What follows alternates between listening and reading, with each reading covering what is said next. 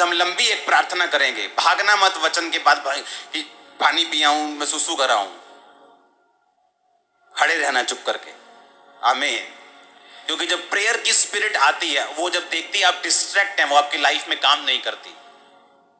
और ये डिस्ट्रैक्शन एक स्पिरिट है। जैसी प्रार्थना होने वाली होती है, कोई गड्डी काट ला फटाफट जाके, अरे यार सारी उम्र गाड़ी निकालते रहे हो, कौन सा 5 मिनट पहले तुम्हारी अंबानी के साथ मीटिंग है शाम को जो मिस हो जाएगी।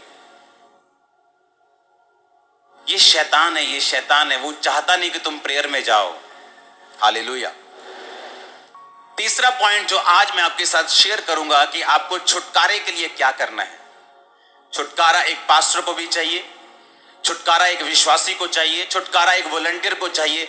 हर एक व्यक्ति की लाइफ में छुटकारा उसकी अपनी हिसाब से, उसकी लाइफ के हिसाब से, करंट सिचुएशन के हिसाब से उसको चाहिए होता है।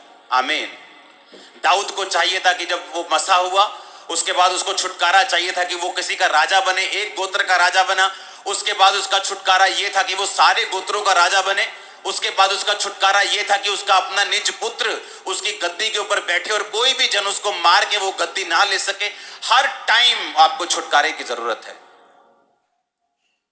एक फैमिली में बेटा नशे करता है, आपको छुटकारा चाहिए। हस्बैंड वाइफ की नहीं बनती, आपको डिलीवरेंस चाहिए। आपका फाइनेंस अच्छा नहीं होता, आपको डिलीवरेंस चाहिए। और इन 7 हफ्तों में डिलीवरेंस आपके पास होगी।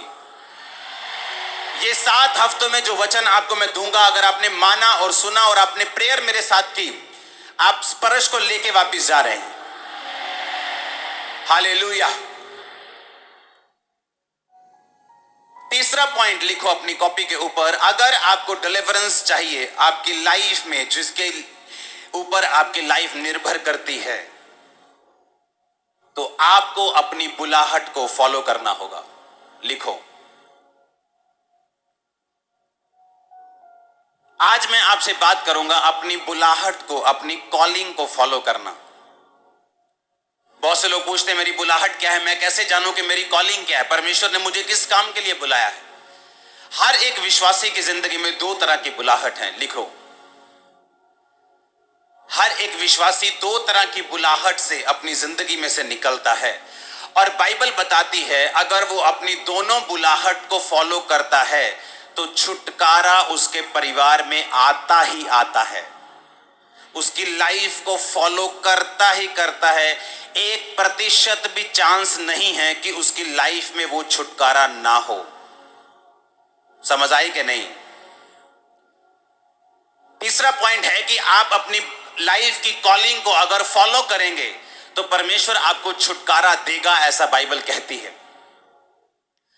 और कॉलिंग 2 प्रकार की होती है, बुलाहट 2 प्रकार की है हर एक विश्वासी की जिंदगी में, जिसने बाद में चाहे प्रेरित बनना हो, चाहे पास्टर बनना हो, चाहे बिजनेसमैन बनना हो, चाहे उसकी लाइफ में कुछ और बुलाहट हो, जैसे परमेश्वर ने उसे एज ए डॉक्टर बुलाया हो, एज ए इंजीनियर बुलाया हो।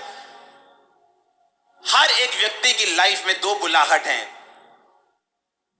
वो किसी भी तरह की बुलाहट हो, वो 2 प्रकार की होती है हर एक विश्वासी की जिंदगी में।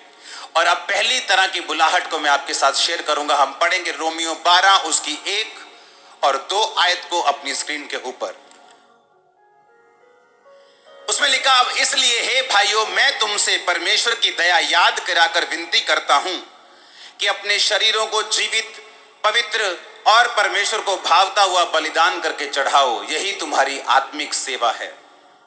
इस संसार के सदृश ना बनो, परंतु तुम्हारी बुद्धि के नए हो जाने से तुम्हारा चाल चलन भी बदलता जाए, जिससे तुम परमेश्वर की भली भावती और सिद्ध इच्छा अनुभव से मालूम करते रहो। परमेश्वर का वचन कहता तुम परमेश्वर की सिद्ध इच्छा, भली इच्छा और भावती इच्छा अनुभव से मालूम करते रहो। और उसने कहा कि अपने शरीरों को जीवित, पवित्र और परमेश्वर को भावता हुआ बलिदान करके चढ़ाओ, यही तुम्हारी आत्मिक सेवा है। उसने कहा पहली तरह की बुलाहट यह है कि तुम अपने जीवनों को, अपने शरीरों को जीवित, व्यभिचार से अलग, नशे से अलग, पाप से अलग, गालियों से अलग, जीवित शरीर परमेश्वर को चाहिए। आपका ये पहली बुलाहट है परमेश्वर की। ये तुम्हारा शरीर नहीं कि तुम सूटे मारो इसके साथ। ये तुम्हारा नहीं है। किसका है ये? ये तुम्हारा नहीं कि तुम तंबाकू लगाओ इसके साथ। किसका है ये? वो कहता तुम अपने शरीर को जीवित दो मुझे, पवित्र दो मुझे, और परमेश्वर को मन भावता हुआ बलिदान करके दो। किसको देना है? अपने शरीर को। कैसा देना है? कहता जीवित, पवित्र और मन भावता हुआ। जैसे परमेश्वर को, जैसा परमेश्वर को भाता है वैसा तुमने परमेश्वर को अपने शरीर को क्या करना है? बलिदान देना है और परमेश्वर को अपनी बॉडी दे देनी है। ये तुम्हारी आत्मिक सेवा है। ये तुम्हारी पहली कॉलिंग है। जब तुम मसीह में आते हो, परमेश्वर तुम्हें ये नहीं बताता कि मैंने तुम्हें एक पास्टर होने के लिए या एक बड़ा जन होने के लिए या एक बड़ी बिजनेस में आशीष देने के लिए चुना है। पहले वो तुम्हें यही कहता है कि तुम अपने शरीर को जीवित करके, मन भावता करके और पवित्र करके मुझे सौंप दो, ताकि जो असली बुलाहट में मैं तुम्हें लेके जाना चाहता हूं मैं लेके जा सकूं। समझ आई इतना कि नहीं आई?